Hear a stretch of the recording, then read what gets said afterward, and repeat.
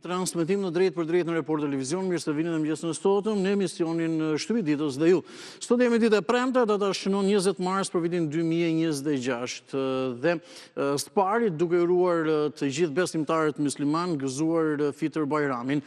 Sot është një ditë feste për gjithë besimtarët musliman dhe është dita ku shpërblet e gjithë sakrifica e muajit të agjerimit dhe e muajit të Ramazanit, i cili pra është mbyllur ditën e sotme. Gjithë besimtarët kanë falur namazin e Fitr Bajramit mëngjesin e sotme në sheshin Skënderbej. Për mendim personal edhe një herë, por dhe të gjithë kolegëve në Report Televizion dhe në shqiptare.com, uroj besimtarët musliman në Shqipëri dhe kudo që janë gëzuar festën e Fitr Bajramit. Ne me programin e mëngjesit patjetër jemi me rubrikat e zakonshme si çdo mëngjes, thirrësorët gazetave, mediat online, mediat e para 30 viteve me interes, bisedat së bashku, por edhe biseda që do të jetë fokusuar me të ftuarën në muajin e Ramazanit dhe sot e festa e Fitr Bajramit. Mirë, me njerë përshëndetem edhe zhvendosem në sheshin Skënderbej, atje ku ndodhet kolegeja Joana Përja. Joana, mirë mëngjes, përshëndes.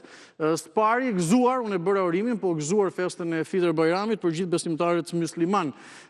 Sa po ka përfunduar falja e namazit? Çfarë mund na përcjellësh? Pak a shumë ka ende besimtarë që nuk janë larguar, po shkëmbejnë ato bisedat e fundit. Më thuaj, të lutem.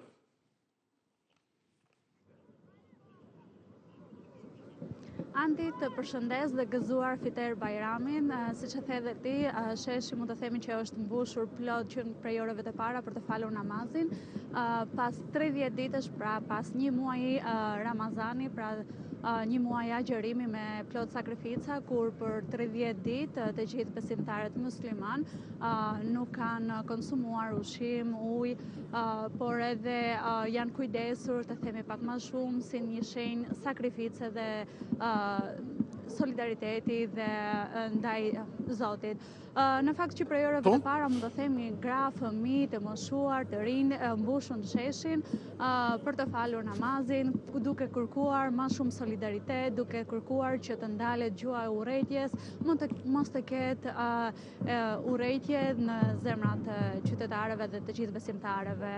Në fakt para faljes kishte edhe një fjalim kreu i KMSH-s, i cili pas urimeve që u dha të gjithë besimtarëve për më shumë mbarësi edhe solidaritet për njëri tjetrin, u ndal edhe te konfliktet, edhe te luftrat që po ndodhin kryesisht në lindjen e mesme, duke theksuar që feja, pra feja islame nuk promovon edhe është kryesisht individuale dhe nuk lidhet asnjë konflikt, asnjë luftë me fen islame, pasi edhe vetë Zoti sipas kreut të KMSH-s nuk e promovon, por është feksi edhe feksin të mëshira dhe të solidariteti për njëri tjetrin. E kuptoj.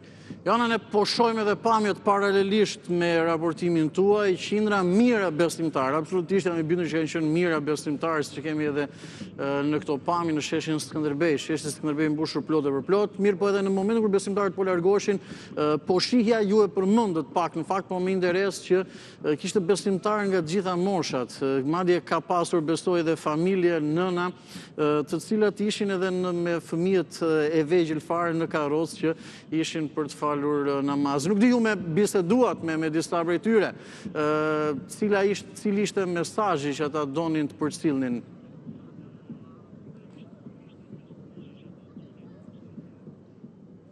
Andi, unë pata mundësi të flas me disa prej besimtarëve të cilët thanë që ka qenë një muaj të themi që i ka plotësuar shpirtërisht edhe pa pyetur për moshë, pasi edhe fëmijë edhe familjarët e të gjitha moshave kanë sakrifikuar, mund të themi, për 30 ditë. Në fakt ata thanë që pas faljes tashme do mblidhen, do takojnë të afërmët e tyre, do dhurojnë një sadaka, pra për të gjitha personat që ka nevojë, e më pas do bashkohen për drekën e Fitër Bajramit, ku në tryezë do të ketë ëmbëlsira dhe ushqime tradicionale patjetër, për të festuar së bashku pas një muaji sakrifice me familjarët dhe të afërmit e tyre.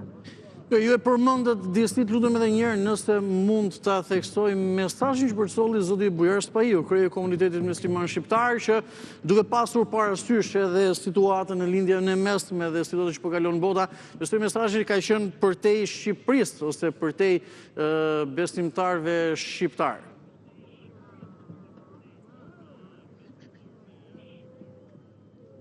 Po, Andi, në fakt, ai u ndal te konfliktet edhe te luftrat që po zhvillohen kryesisht në lindjen e mesme pas zhvillimeve të fundit, duke u shprehur se këto ditë janë familje, janë besimtarë të cilët nuk mund të festojnë siç mund të festojmë ne, me familjet dhe të afërmit e tyre, pasi po jetojnë me frikë, me pasiguri dhe në kushte shumë të vështira për shkak të sulmeve të vazhdueshme apo edhe të pamundësive për të festuar së bashku me familjet e tyre, për të krijuar atë tryezën e ngrohtë siç mund të kemi ne edhe pjesa tjetër e besimtarëve musliman. E kuptoj.